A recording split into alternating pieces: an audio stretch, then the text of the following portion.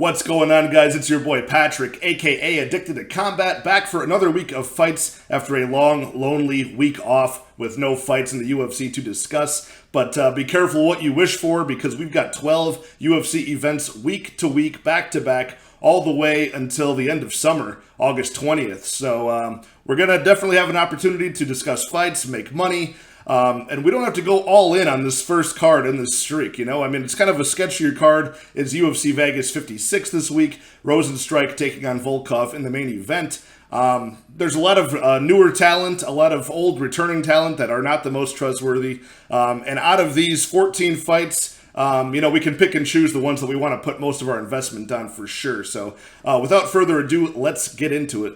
Okay, kicking off the card is Erin Blanchfield taking on Aldrich. Women's flyweight bout to kick off the prelims. And one of the biggest favorites on the card currently is Erin Blanchfield, about a minus 550 favorite over Aldrich, plus 375. On paper, that looks pretty ridiculous. You know, I guess no matter how you slice it, it looks ridiculous. Erin Blanchfield has had 2 fights in the UFC. Aldrich has had 10 fights in the UFC, right? So, Aldrich in decision victories overall in her career, 9-2 in decisions. Erin Blanchfield, she's fought in Invicta, some big stages before. She's 8-1 as a professional, is the 23-year-old Erin Blanchfield. And her only loss was a split decision, a controversial split decision to Tracy Cortez, you know, outside the UFC. So, she looks very, very good in her first 2 fights. Sarah Alpar, she destroys in her debut, does Erin Blanchfield, takes her down, grounds her, you know, just destroys her on strikes, like beats her on strikes, like maybe 6-1. Easy day in the office for her in her debut. Through some weird series of like events falling apart. Back in December, she faced Miranda Maverick, another newcomer who looked very, very good. And she did a very, very good job of grounding Miranda Maverick, took her down and controlled her. You know, even when Miranda Maverick would have some success getting back to her feet, she would just get ripped back down to the ground, taken down about 7 times over a 3-round fight, and out-controlled, out-pointed.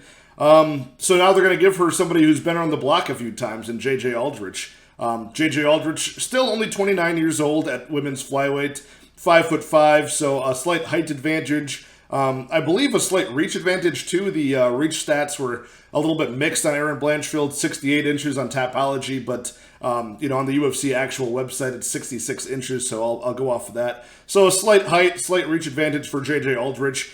This giant money line of minus 550 for Erin Blanchfield is definitely predicated on her getting the takedowns at will and controlling Aldrich, you know, the entirety of 15 minutes, right? I mean, that's a wide money line for somebody who's so young, so inexperienced. But if you look at the tape, you look at the way that Aldrich has fought, way more timid, doesn't eat damage nearly as well, even in the stand-up exchanges. She does have an inherent striking advantage in this fight, right? I mean, it's something she's been doing for a long, long time, way more experience. She's given out and taken a lot more damage on the feet than Erin Blanchfield has. But Erin Blanchfield, even in her moments against Sarah Alpar and especially against Miranda Maverick last December, she has no fear with going into range, going into the pocket, eating a strike to land 1 or 2 of her own, and chase the takedown where she wants to get the fight. So she just looks a lot more athletic, you know, when she moves around, when she strikes. Only 23 years old, just turned 23 a couple months ago, so still a work in progress, still probably a lot more improvements to be made. Aldrich at 29, we're probably seeing more of the finished version of her, and, you know, if she's able to defend the takedowns of Erin Blanchfield, this will quickly become a much, much closer fight, but I don't see her defending these takedowns at all.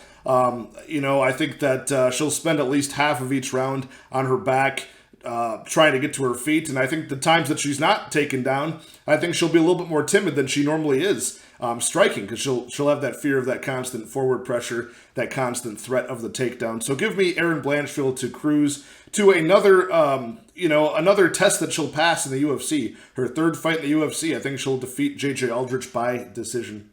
Just adding on to the Blanchfield Aldrich fight, as far as a gambling perspective, as far as an odds perspective solely, if you were a value bettor, this is the fight where you would bet JJ Aldrich for sure at plus 375, and the underdog price seems to be climbing. Even if you bet her by some juicy number by decision, I think the value is all on that side of JJ Aldrich. 10 UFC fights, a wealth of experience, 29 years old. You kind of know what you're getting with her a little bit more, and not to mention just the volatility in these women's divisions lately. You're talking about Holly Holm is a big favorite. The fight ends up being very close last week. She drops the ball in a split decision. You go back another week to the Rose Namajunas Carla Esparza fight, where 1 second Rose looks like the best in the world. The next title fight, she looks very, very timid, doesn't even want to throw at all, and we're going to trust Erin Blanchfield now, a newcomer in her third fight at minus 550. If you were a value bettor, all of the value falls on JJ Aldrich, and I don't hate anybody who takes the stab on her this week. That being said, though, I think the most likely path to victory will be all the takedowns, control time, and just better athleticism from the improving Erin Blanchfield. Okay, up next on the prelims is the debut of Rinat Fakhretdinov taking on Andreas Michailidis. And Andreas Michailidis is kind of this guy that, got sacrificed to Alex Pereira in his debut I believe that was last November. Got KO'd in round 2. And I feel like this fight might be a little bit similar, where they're looking to build up Rinat Fakhretdinov, who just disposed of a former UFC fighter in Eric Spicely. I think that was on a UAE Warriors card. Pretty impressive. I watched as much as I could of this guy's regional scene tape. Very, very quick hands. Doesn't telegraph his power shots at all. Throws everything, especially in round 1, with 100% effort, looking for the knockout. He's got a very good left hook that kind of sets everything up and comes out of nowhere. A pretty speedy overhand right, too, which is what knocked out Eric Spicely cold. And decent combinations, too. Everything's very fast when he blitzes in range. He brings his feet with him and moves pretty well for, he's been at middleweight. This will be at 170, so a new weight class as well for Andreas Michailidis, too, who started off his career at middleweight and then 195 and 205 when he made his debut against Modestas Bukauskas, and then moved down to middleweight in his last fight for Pereira, and then, NKB Bowler before that. And then, now he's making a move down to 170, and he's 33 years old. So there's a lot of changes going on for Andreas Michailidis. A lot of moving weight classes. He's been knocked out 5 times. Just a lot going against him, and he doesn't really have a great skill set in general. I think this will be like the Alex Pereira fight, where he has to take this fight desperately to the ground, test the ground game of Fakhretdinov, which I've seen little of on the regional scene, and the ground game I have seen from Rinat has been against much lower tier competition on the regional scene, so not much to really learn from that. Andreas Michailidis will have to really test that. I think take this fight to the ground.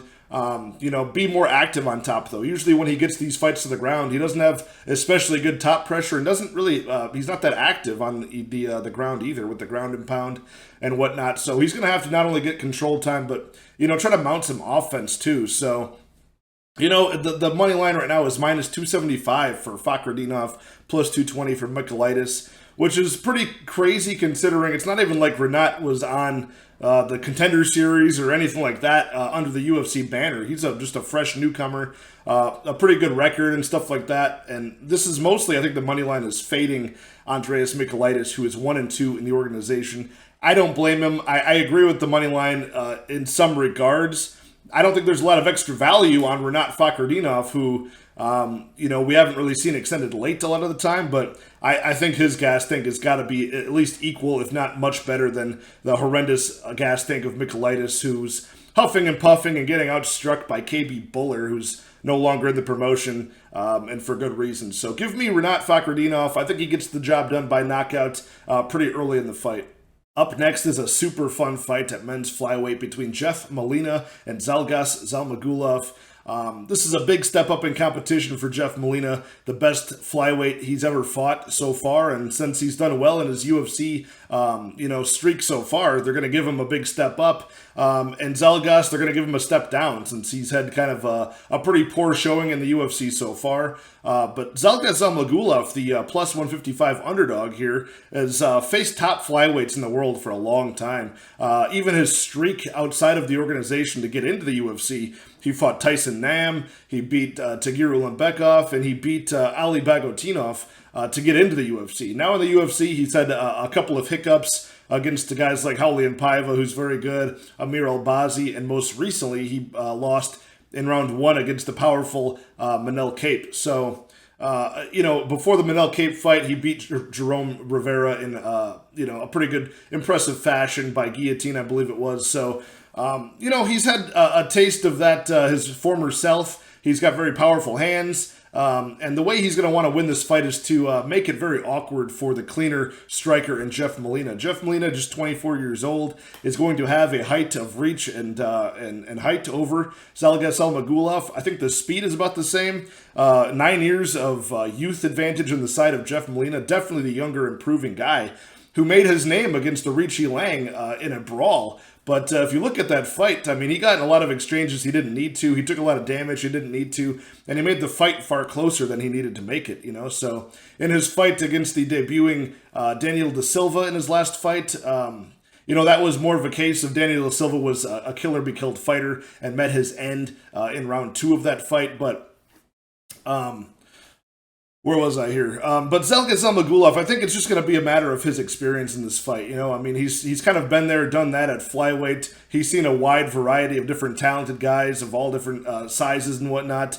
And I think Jeff Molina will need to make this a perfect 3-round clean striking affair and not get into those brawls that Zhalgas doesn't want to get into with those winging punches from all angles that Zhalgas brings. And he's able to mix in the grappling as well, Not always the most successful against some of the guys he's faced, but I think with Jeff Molina, he'll be able to get the fight to the ground when he needs to.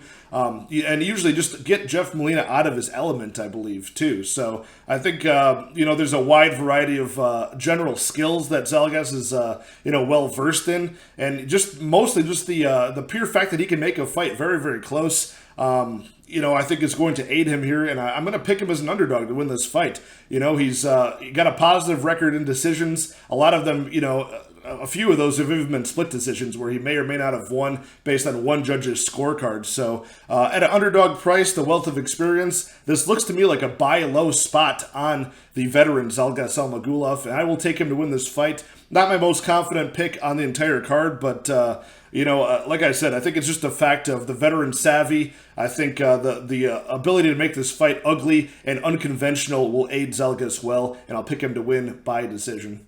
Okay, up next is a fun wrestler versus jiu-jitsu player matchup between Tony Gravely taking on Johnny Munoz Jr. A closely lined fight as well. Johnny Munoz Jr. is only a plus 110 underdog to Tony Gravely, the minus 130 favorite, which seems interesting because Tony Gravely's got such a big wealth of experience, probably a better array of skills as a mixed martial artist.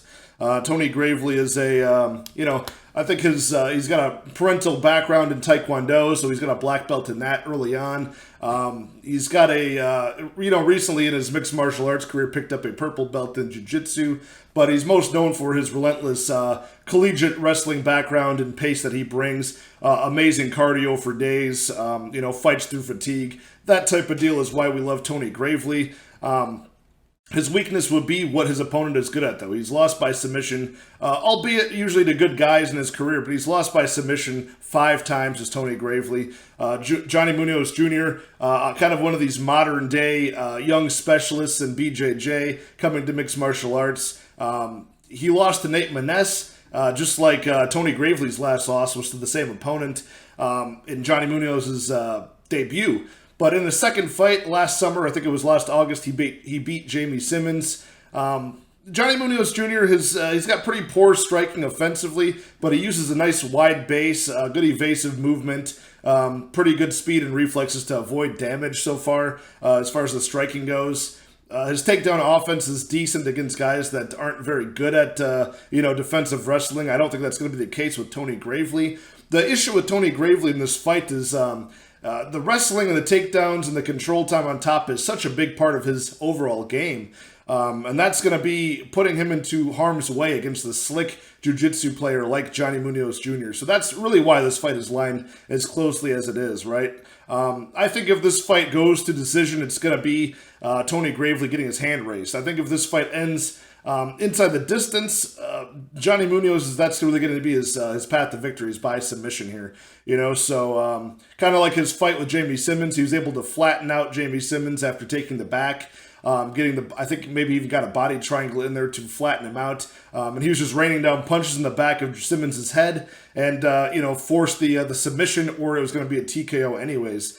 I don't see that happening against Tony Gravely. I see if Johnny Munoz does win, it's going to be Tony Gravely giving up his neck. Kind of like against Simon Oliveira in his last fight, he would go for those takedowns relentlessly, leave his neck out there, and almost got choked out very early on, in a couple of positions there. So the first guillotine choke from Simon Oliveira obviously was the closest. After that, the trick was kind of out of the bag, and Tony Gravely was not going to fall for that any more times in the fight. No matter how many times Oliveira went for it, and that ended up being his downfall. He would accept bottom position, trying to go for that, that futile guillotine.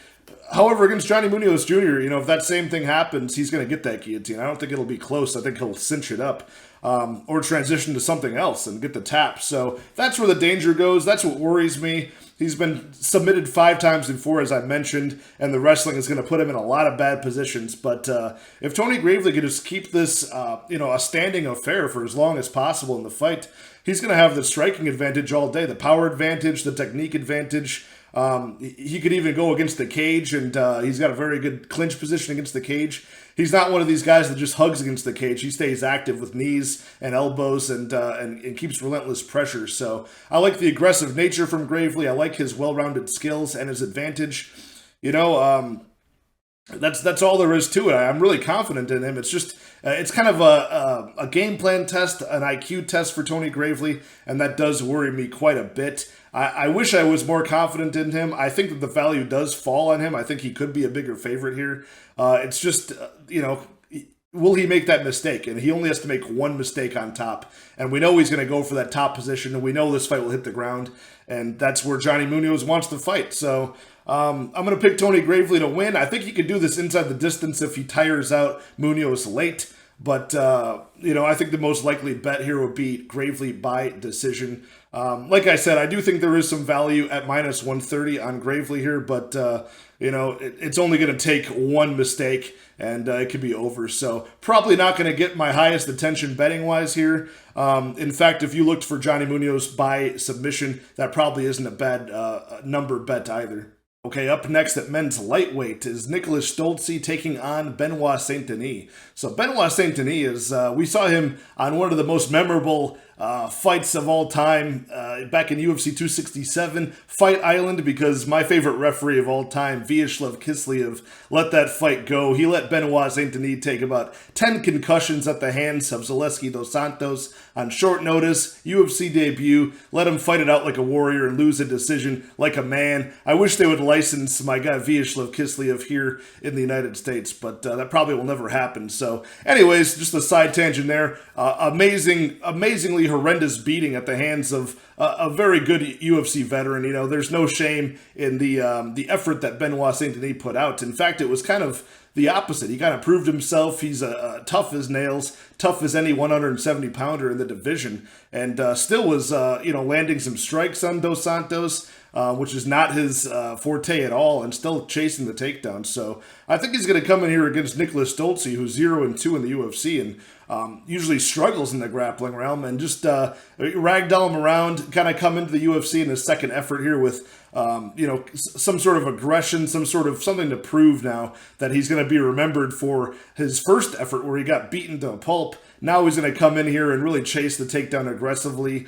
His striking doesn't even look that bad. I mean, he was able to hang with Dos Santos a little bit in the beginning. Good body kick, good simple, 1-2s down the middle, decent form on his strikes and good speed. But defensively, he needs some work, but I don't think it'll be an issue against Stolze. So we know Benoit Saint-Denis can take a punch and a knee and a kick, and he's just durable as all hell. Not that we want to see him have to, get that tested, but I think he can eat a couple punches on the inside if need be against Stolze to get the takedowns relentlessly. Either get a pressure against the cage or get the takedown there, or just a blast double leg and then work the submission game that Benoit Saint-Denis is known for.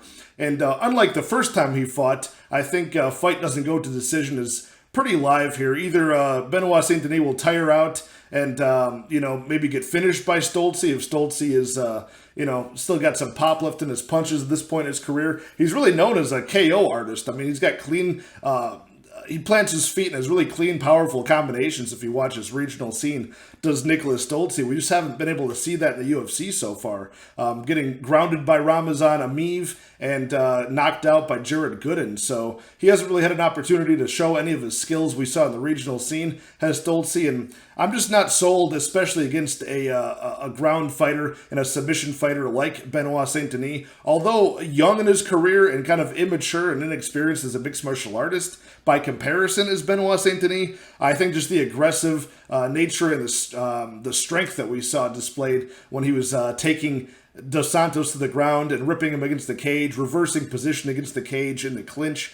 I think that aggression is going to be enough to get the job done and probably win inside the distance against Stolze. And that'll probably be one of the last times we see Nicholas Stolze in the octagon. As far as the odds go here, minus 155 favorite for Benoit Saint-Denis, which is pretty incredible since he just got defeated so badly in his debut. But Nicholas Stolze, 0-2 in the UFC as well, and a plus 135 underdog here. I think this just reflects sort of what I had mentioned. I think that the path to victory for Benoit Saint-Denis falls right into the weakness of Nicholas Stolze. I do agree with this line. I do think, though, that betting minus 155 on a guy who has not been to a lot of decisions, is pretty immature in his MMA career, and has still not tasted victory in the UFC, regardless of how tough he looked in his fight. I think that's a very dangerous bet to make. I'd probably look for either fight doesn't go to decision or Benoit Saint-Denis inside the distance. Okay, up next is a short notice men's featherweight fight between Damon Jackson welcoming the newcomer Daniel Argueta to the UFC. Daniel Argueta just headlined an LFA card and won the championship in a 5-round, very close, contested, split decision fight on May 6th. So these guys, whenever they win the LFA title of any weight class, they know they're going to be on standby. They know that their papers to the UFC are coming soon, but I'm sure he didn't expect it to come on short notice in less than a month's time. So either way, you got to jump on that opportunity. Everybody else does at this point. They fill in these cards. Damon Jackson gets to stay on the card, and Daniel Argueta gets a chance to steal some of that shine that Damon Jackson's had recently. So an 8-0 prospect is Daniel Argueta. He was on The Ultimate Fighter where he lost to Ricky Turcios in the house, so it wasn't an actual professional bout, but he did lose a 3-round decision to Ricky Turcios. Daniel Argueta has a lot going for him that I like. He's got probably a promising future if he stays in the division at 135, but he's filling in up a weight class at 145 now, so that's going against him. Just the fact that it's so short notice after a pretty high-volume, high-paced fight, that's going against him. Up a weight class, that's going against him. These days, training at Jackson Wink MMA, that's going against him probably. So just a lot going against Daniel Argueta. Also, the way that he has won half of his fights. So 4 out of his 8 professional fights, he's won by pretty early submission stoppage. You don't want to see that because that's exactly where Damon Jackson would love for this fight to take place, and he's much better at it. So Damon Jackson, very, very high-level submission grappler, high-level black belt, and he's faced a lot of black belts in his career where they don't even look like jiu-jitsu black belts when they face him. So not only is he very slick with the way he sets things up, but he's just relentlessly strong as well. He can force the tap from positions a lot of people can't. Can Damon Jackson.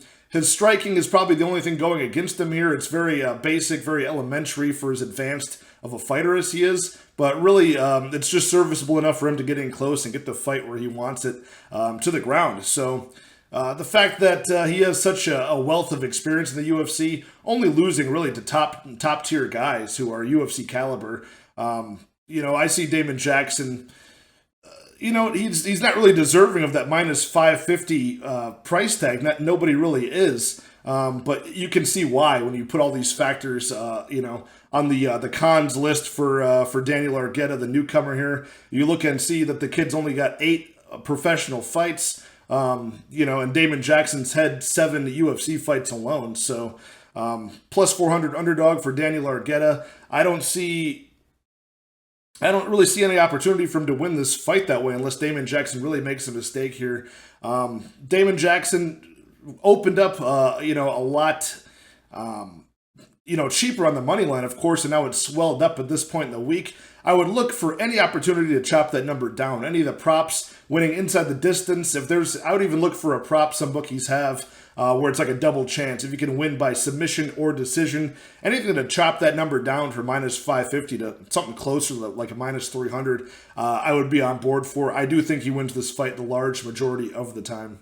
Okay, a men's lightweight bout up next. Should be pretty fun and should be pretty closely contested, especially early on, between Alex de Silva and Joe Solecki. Alex de Silva, the plus 150 underdog, currently minus 170 favorite for Joe Solecki. Alex de Silva is one of these Brazilians who took a long time on the regional scene before he faced anybody who really had any experience, any talent to offer his way. He racked up a very impressive undefeated streak, and now he's still 21-3 with those 3 losses happening very recently, right? As the talent has gone up, now he's finally getting caught, especially in the UFC. Joe Solecki 11-3. Both guys are pretty young. Joe Solecki 28, De Silva 26 years old. Slight height advantage for Solecki, slight reach advantage for Alex de Silva. So everything's pretty closely lined here. I think where the difference is going to go, it's going to be just in the pace of the fight. And what I mean by that is both of these guys have a pretty good track record of getting takedowns in the UFC so far. Both are landing about a takedown a round on average. Both are landing those takedowns at about a 50% clip on average too, which is pretty good once you start getting more than a few fights in the UFC. If you can maintain those averages, that means you're pretty effective on the ground. And both guys are. The difference is when you look at the stats and you watch these guys' fights and you watch the pace that they fight at, De Silva pretty much sprints early, gets a lot of the work done in his fights in the first round. The second round is a little bit less. The third round, a little bit less energy. He kind of tries to coast to the victory if you can't get the job done inside the distance. Whereas Joe Solecki is a little bit of the opposite. He's got the first round submission potential if guys are susceptible to that. But, as far as his control time stays pretty consistent, the amount of significant strikes he lands both on the feet and on the ground and pound is pretty consistent and actually sort of accelerates as the fight goes on. So he's got the much better proven track record in decision victories.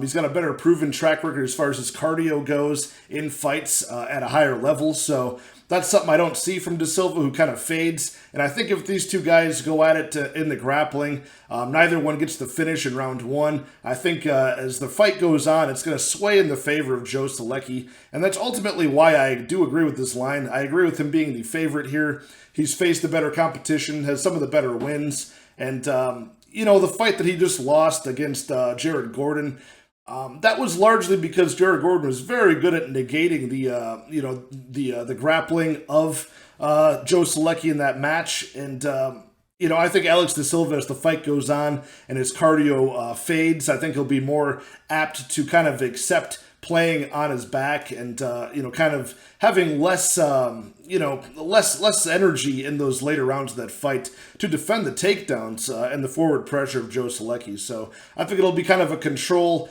time-based fight here, maybe some submission attempts here and there, maybe some reversals here and there. I think De Silva will win this fight, most of the time early, and Joe Solecki in rounds 2 and 3. I think Joe Solecki will ultimately either find the submission late or most likely get the decision victory. As far as the money line goes, minus 170 for Joe Solecki currently. I still think that's a playable line. I think there's a little bit of extra value on there. I think he could be lined a little bit higher, not by very much, but I'm just pretty confident in the game plan, the cardio, and the pace of Joe Solecki versus that, round one potential of Alex de Silva. I do think he's going to fade late as this fight goes. Okay, these are the types of fights that make all the tape study worth it. All of the effort we put into this week after week, to be able to go and do tape study after a week off of Felice Herrig and Karolina Kowalkiewicz, the long-awaited rematch that nobody asked for.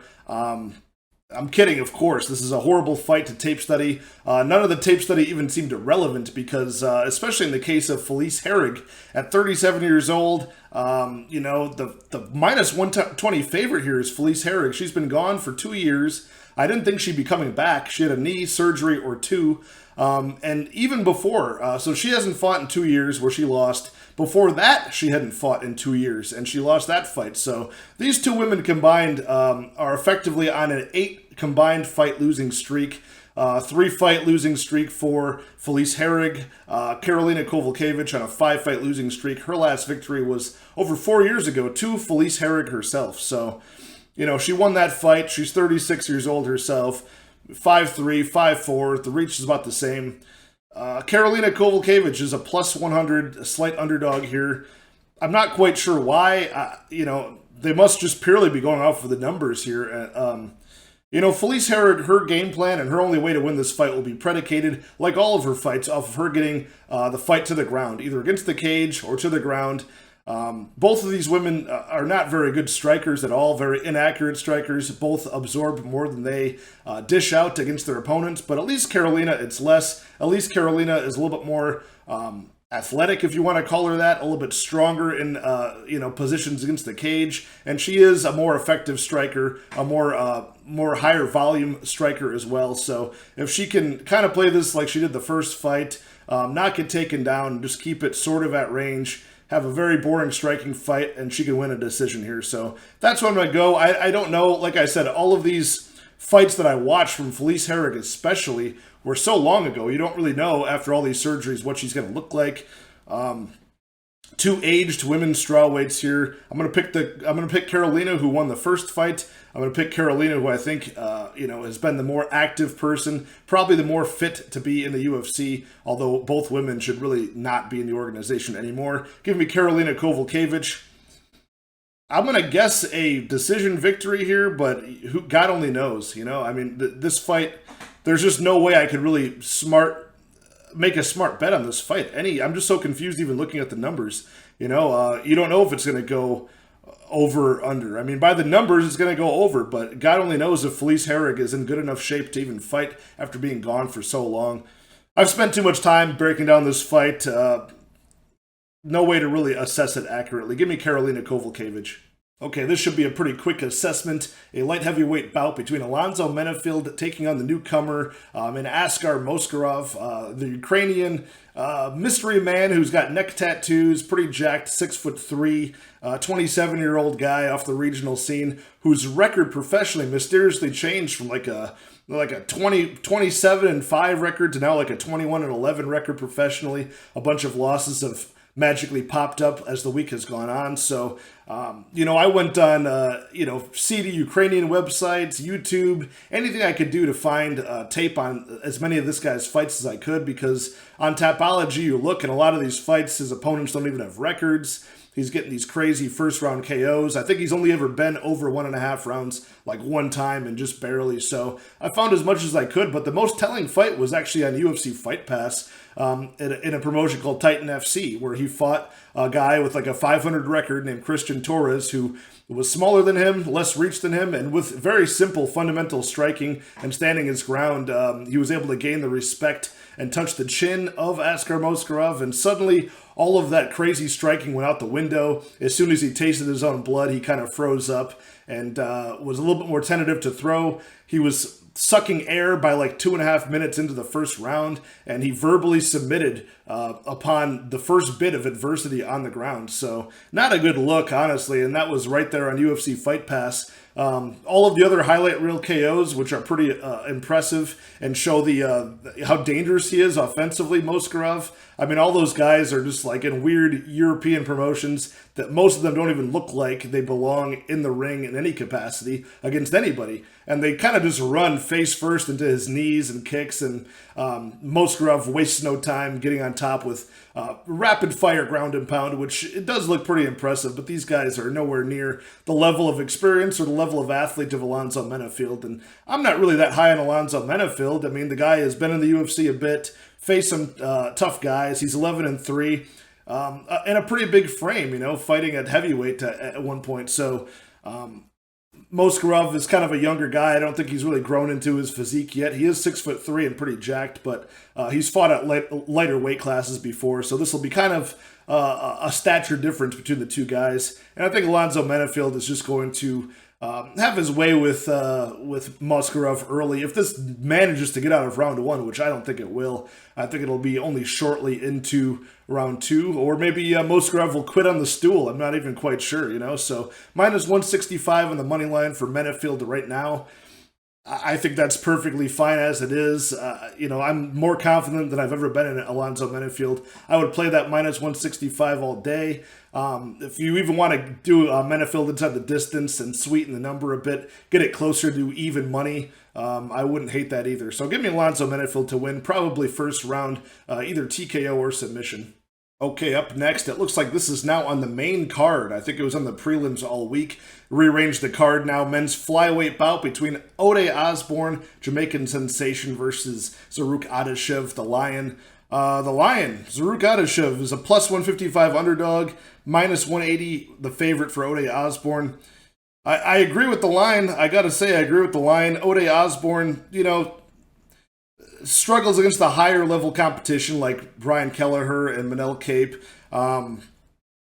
Beats everybody else that they've given him so far. You know, made it a closer fight than I would have liked against CJ Vergara, but at least he showed a well-rounded array of skills. Even on his Contender Series fight, you know, a couple years back, I think it was, he, you know, showed off his slick submission game. He's shown that off time and time again. But he also wows us with his, you know, kind of God-given power, his natural athleticism.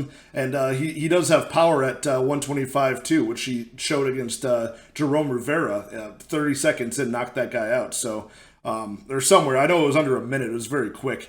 But, you know, so I think he's more athletic and explosive just naturally than, you know, and it kind of makes us think he's a much better striker. His form isn't always that great. His timing and the way he sets things up could be better, but his ground game really ties it all together to be a well-rounded mixed martial artist. You cannot say the same against Zarrukh Adashev, who's got good striking, you know, just by his background. Early on in his career, he picked up a couple wins on the some very, very inexperienced Bellator opponents.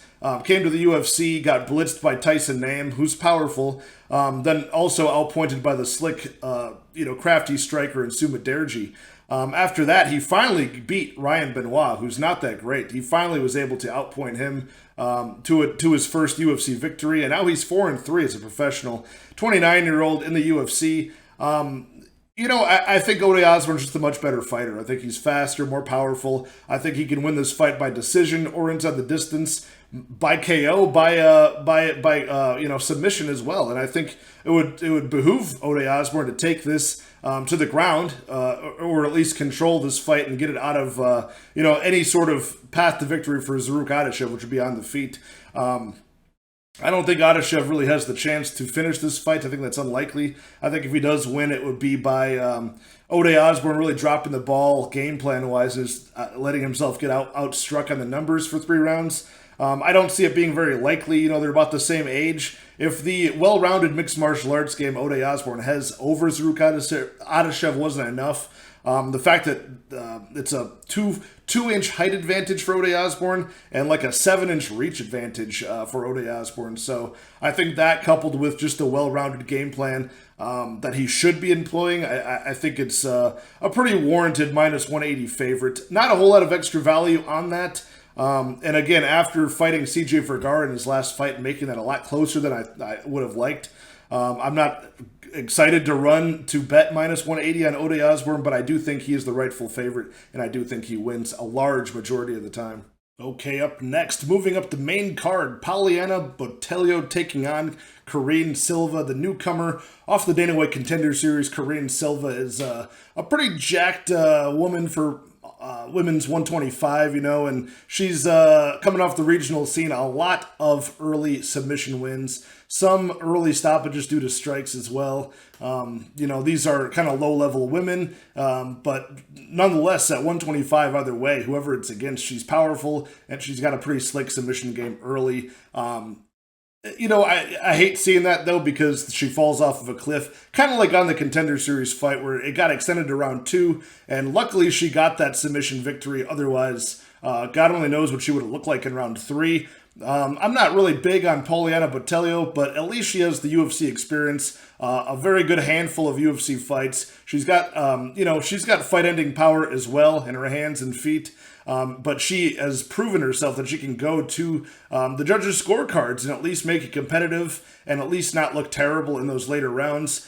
Something I cannot say for Karine Silva, who we just have not seen yet. So all signs indicate towards she has to get the job done early. Otherwise, it's not going to go good for her if it reaches the judges' scorecards. She's dropped decisions. I think the one decision she has actually made it to Karine Silva. She has lost against somebody pretty low level. So now that the line has moved where Poliana Botelho is plus 100, we're getting plus money in front of the name of Poliana Botelho, the girl who's got all the experience and has a more proven track record. I'm not in love with it. I'm not very confident in it, but I will say in a fight that I see 50-50 at absolute best, at least you're getting plus money on the side of the UFC veteran. So give me Poliana to win this fight. I'm going to say by decision. Okay, up next is a featherweight bout between the newcomer Brazilian Lucas Almeida taking on Mike Trizano. Mike Trizano has had a handful of fights in the UFC so far. He looked to be like a kind of a upcoming prospect, and now he's basically what I would call a 3-fight losing streak. I thought he lost the fight against Ludwig Klein. Should not have gotten a unanimous decision there. But either way, he won that fight on the records, then lost 2 fights. Kind of a disappointing letdown of a guy so far, but he's a very good rangy kickboxer nonetheless. Very good base to build off of. He still is only 30 years old, so should be in his prime. Maybe he's still able to make some improvements. 9-2 record officially. Lucas Almeida, the newcomer Brazilian, who's fought on the Brazilian regional scene and made his way to Jungle Fight, as a lot of guys do over there. He's a very powerful guy in all rounds of the fight. Mostly a stand-up fighter from what I saw as well. He does have a couple of defensive submissions, guillotine, triangle choke, things like that sprinkled into his record. But from what I saw, his fight style is mostly keeping it on the feet, not engaging in the grappling too much. So that should be pretty fun for this fight. Stand-up bout between two guys who are about the same age and, same physical stats at 145. So no big height or reach discrepancy at all between these two guys.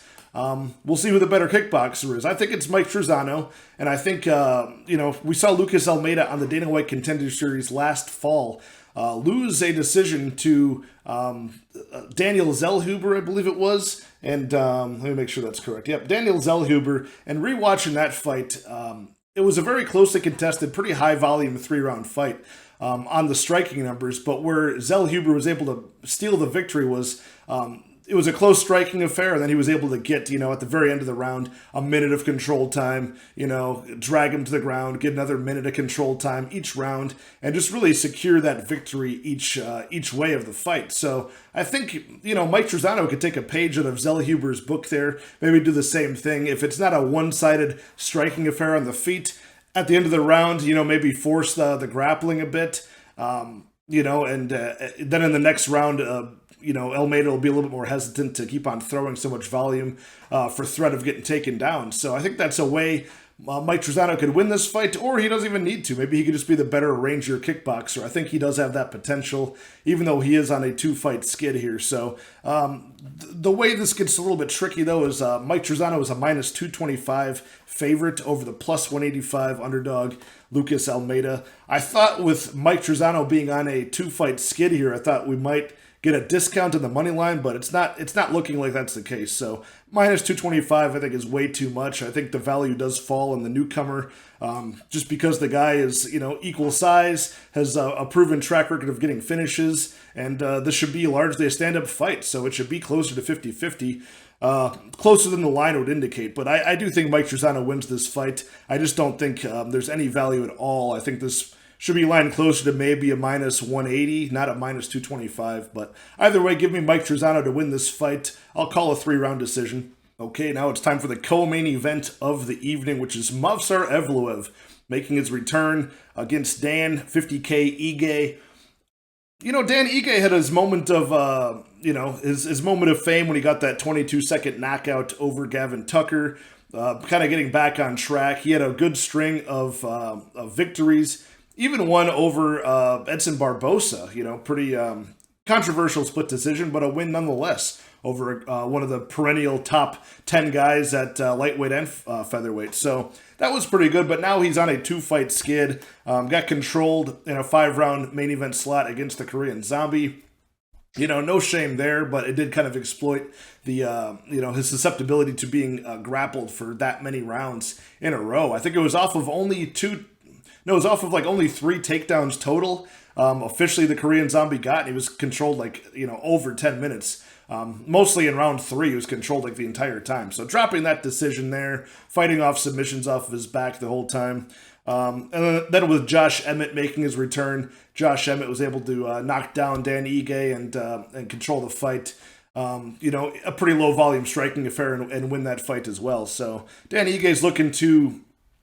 I'll give him this, though. He takes fights against pretty much everybody. I mean, I'm sure not many people want to fight Mozharov Evloev, an undefeated Russian right now. So the 28-year-old Mozharov Evloev, 5'7", 72.5-inch reach, against Dan Ige, who's 15-5, so 5 more losses than the undefeated Mozharov Evloev. A couple years older than him at 30, slight reach disadvantage. You know what you're going to get from Mozharov Evloev. He's gonna engage in the chain wrestling, get you to the ground, rack up the control time, and he's pretty active on top as well. At least to a point where he can keep it there without it getting stood up, and he's got just that smothering top pressure too. He is a minus 400 favorite over the plus 310 Dan Ige, so that price definitely is predicated on him getting the takedowns at will and holding the position there. Dan Ige basically has a puncher's chance at this point, and that's certainly live here. He's got the power at 145, but if you start banking on a puncher's chance, a knockout chance at 145, I don't think that holds a very strong argument. I see Mozharov Evloev passing this test yet again, and honestly, a lot of his wins have aged pretty well, and I think he has the better wins out of the 2 fighters here, the Mike Grundys, the Enrique Barzola has actually aged pretty well. Nick Lentz, Hakeem Dawodu. So, some of these are, pretty good tests so far. I think Dan Ige is one of the tougher tests, a guy who's been around a while and a guy who does pack that power. So a classic striker versus grappler matchup here in a way. Minus 400 is much too steep, but when the guy's a 15-0 Russian, what are you going to do? The game plan is there. It's clear. It's the bookies see it, so they're definitely privy to it. So the one thing you do have is you could probably bet Mozharov Evloev by decision, soften up that number a bit since that's the way he always wins. But I'm sure that number is still close to minus 300 as well. But either way, I'll take Mozharov Evloev to win this fight. Dan Ige does have a chance, like I said, but I'm not going to bet on a puncher's chance at 145. Okay, it's time for the main event of the evening. Alexander Volkov taking on Jairzinho Rozenstruik. 5-round fight between 2 big heavyweights. What's not to like about this? The only thing not to like is if Rozenstruik becomes Frozen Strike, as they call him, and does nothing to open up or mount any offense the entire fight, which is a big possibility here. You know, I see a lot of parallel between the Cyril Gane versus Rozenstruik main event from a little over a year ago now, where it was a pretty boring fight because Cyril Gane was just able to outpoint him all day at range, and Rozenstruik really had no way to get on the inside and was timid to mount any sort of offense in that fight. I think that could really play out the same way here against Volkov, who doesn't really have the the finesse and the great movement of a Cyril Gane, so to speak, but I think it's good enough, and his 6'7", 80-inch frame will definitely aid in him staying at range here. I think for Volkov, the teep kick up the middle is going to be open all day. I think the knees are going to be able to keep Rozenstruik at bay as well. The clinch positions should be a pretty good spot for Volkov to circle off the cage and stay safe there as well. I just really think that his size is going to aid him in keeping Rozenstruik at bay, and that's when Rozenstruik really struggles, is when he can't get on the inside against these... Rozenstruik is really good against those guys that are like lesser athletic, more his size, these kind of stumbling bum heavyweights like a Junior Albini or like Alan Crowder, people like that aren't very defensively sound. He was able to knock out, even able to cut off the cage against Augusto Sakai recently last year. So he's pretty good against people like that, and he actually does some very slick things against those types of unathletic heavyweights. You know, he's able to use those inside leg kicks to get them off balance, and then blitz forward with like a 3-punch combination and usually put them out, you know. So I don't see him being successful in that against Volkov, who's got very slick movement, pretty good at circling off the cage. And like I said, I think he's big enough where if they get in some sort of clinch position, I think Volkov can stay safe. Volkov usually struggles in fights against, power wrestlers, people who are going to threaten the takedown at all times, like we just saw against Tom Aspinall, like we saw against Curtis Blades when they fought a couple years ago, and he got taken down time after time. So that's when Volkov is going to struggle. He also struggled against somebody else with his great physical attributes and just a better mover in Cyril Gane, like I mentioned. So other than that, people that are, shorter than him, less reach than him, and, not have active strikers over the course of a fight, Volkov is really good at winning decisions against those types of opponents, right? So I don't see Rozenstruik live to win a 5-round decision here in any universe. I think he would have to win by KO, which is sitting around plus 200 or so. So versus the plus 140 money line price on Rozenstruik, you could get the plus 200 by KO, and I think that's his most likely path to victory, of course, if you were partial to that side. I'm pretty confident in Volkov. I'm pretty confident on his minus 160 money line here. He's also by KO if you want to stretch this late, and if he's able to finish Rozenstruik, which not a lot of people have done before, but he is plus 275 by KO is Alexander Volkov.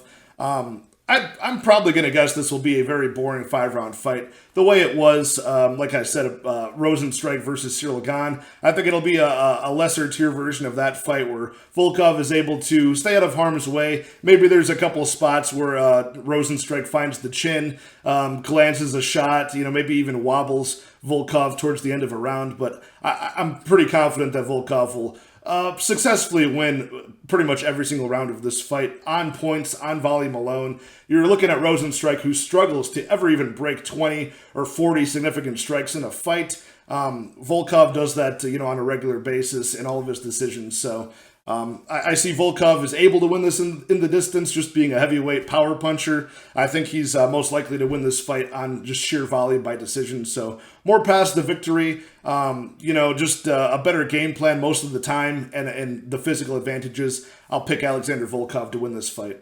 Okay, guys, there we have it. The full card breakdown, all 14 fights analyzed for UFC Vegas 56. Volkov versus Rozenstruik this weekend. Stay tuned in the next day or two. I'll have out the best bets and props. Go over where a lot of my action is this week betting-wise, and try to really squeeze out some value on some time props and some method props as well. I think I'm going to like the props a lot more this week than I will the money lines, in all honesty. So stay tuned for that in the next day or two. Good luck in all your betting action, and I will see you guys next time.